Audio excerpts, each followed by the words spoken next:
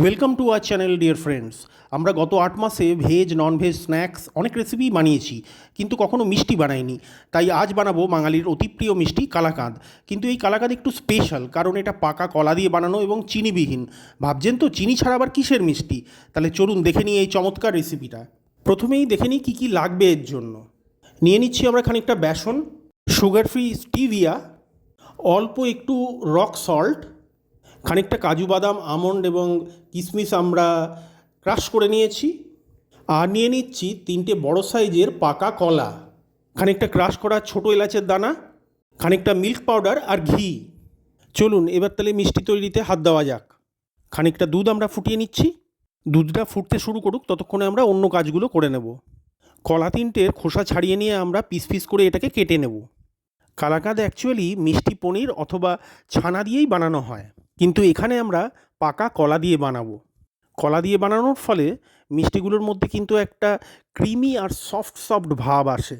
যাদের blood sugar আছে তারা কিন্তু মিষ্টি দেখলেই আর আঁতকে উঠবেন না, কারণ এতে আমরা নর্মাল সুগার এক ফোঁটাও ইউজ করছি না। তার জায়গায় আমরা ইউজ করব সুগার ফ্রি অল্টারনেটিভ। কলার পিসগুলোকে আমরা কেটে নিয়েছি রান্নার সুবিধার জন্য, তবে আপনারা গোটা কলাও রাখতে পারেন। এটা সম্পূর্ণই আপনাদের চয়েসের ব্যাপার। ওদিকে চলুন দেখি, দুধটা কিন্তু ফুটে এসছে। একবার ফুট উঠে গেছে, তাই এটাকে আমরা একটা কড়াইতে ঢেলে নিচ্ছি, যাতে অ্যাকচুয়ালি মিষ্টিটা রান্না করা হবে। দুধটা গরমই আছে, এতে এবার আমরা যোগ করে দেব কলার টুকরোগুলো। এরপর দুধ আর কলাটাকে আমরা একটুখানি স্টিয়ার করে নেব, মানে নাড়িয়ে চাড়িয়ে নেব যতক্ষণ না কলার টুকরোগুলো সফট হচ্ছে। রান্নাটা যাতে তাড়াতাড়ি হয় সেই জন্যই আমরা কলার পিসগুলোকে পিস পিস করে নিয়েছিলাম, এতে কলাগুলো তাড়াতাড়ি গলে যাবে। প্রথমে হাতার সাহায্যে এবং পরে একটা স্ম্যাশার ইউজ করে এই কলাটাকে এই দুধের সঙ্গে ভালোভাবে মিশিয়ে দিতে হবে। দেখুন কলাটা প্রায় দুধের সঙ্গে মিশে এসছে। এবারে এতে চিনির বদলে আমরা দেব সুগার ফ্রি অল্টারনেটিভ স্টেভিয়া। এর গ্লাইকেমিক ইন্ডেক্স অত্যন্ত কম, প্রায় 0 ক্যালোরি এবং 0 কার্বস। স্টেভিয়া যদি না পান এরিথ্রিটলও ইউজ করতে পারেন, দুটোই কিন্তু খুব ভালো সুগার ফ্রি অল্টারনেটিভ। খুব ভালো করে মিশিয়ে নিয়ে এতে এবার আমরা দিয়ে দেবো 1 কাপ গুঁড়ো দুধ বা মিল্ক পাউডার। মিল্ক পাউডারটাকেও খুব ভালো করে নাড়িয়ে চাড়িয়ে মিশিয়ে নিতে হবে, যাতে মিশ্রণটা একেবারে ইউনিফর্ম টাইপের হয়। খানিকটা বেসন আগে আমরা হালকা করে ঘিতে ভেজে রেখেছিলাম, সেই বেসনটা এবার অ্যাড করে দিলাম। বেসনটা আগে ঘিতে ভেজে নেওয়ার কারণটা হলো বেসনের কাঁচা গন্ধটা যেন চলে যায়, যেন না থাকে। গোটা রান্নাটাতেই কিন্তু আপনাকে ফ্রিকুয়েন্টলি খুন্তি নাড়িয়ে যেতে হবে, যাতে মিশ্রণটা ঠিকঠাক মতন থাকে। এতে এবার আমরা খানিকটা রক সল্ট মিশিয়ে দেব। যতটা দেখানো হয়েছে ততটা মোটেই নয়, জাস্ট 1 পিঞ্চ খানিকটা। নুন দেওয়ার পরে মিশ্রণটাকে আবার নাড়িয়ে চাড়িয়ে ঠিক মতন মিশ্রণটাকে মিশিয়ে নিতে হবে। এবং এই পর্যায়ে আমরা এতে মিশিয়ে দিচ্ছি 2 বড় চা চামচ ঘি। এই ঘিটা দেওয়ার পরেই দেখবেন মিশ্রণটার মধ্যে একটা বাইন্ডিং টাইপের প্রপার্টি আসছে, মানে মিশ্রণটা একটা মন্ড টাইপের তৈরি হয়ে যাচ্ছে। কড়াই ছেড়ে দিচ্ছে, দেখতে পাচ্ছেন। একটা ছোটো এলাচ আমরা আগে থেকে ক্রাশ করে রেখেছিলাম, এই গুঁড়ো করা ছোটো এলাচটাকে এবার আমরা দিয়ে দিলাম ফ্লেভারের জন্য। একটা সুন্দর এলাইচি ফ্লেভার আসবে মিষ্টিটার থেকে। আবারও খুব ভালো করে সব কিছু মিক্স করে নিতে হবে, এবং মনে রাখবেন এই সময় গ্যাসের ফ্লেমটা কিন্তু লোয়ের দিকেই রাখবেন।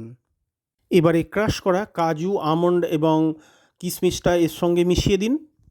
এটা দেওয়ার পরে কিন্তু আপনাকে পুরো মিশ্রণটাকে ভালো করে মিক্স করে নিতে হবে, যাতে বাদামগুলো ওই স্প্রেডের প্রত্যেকটা জায়গায় পৌঁছয়, অর্থাৎ ইউনিফর্মিটি থাকে, অর্থাৎ মিষ্টির প্রতিটি কামড়ে কাজু কাঠবাদাম এবং কিশমিশের স্বাদ পাওয়া যায়।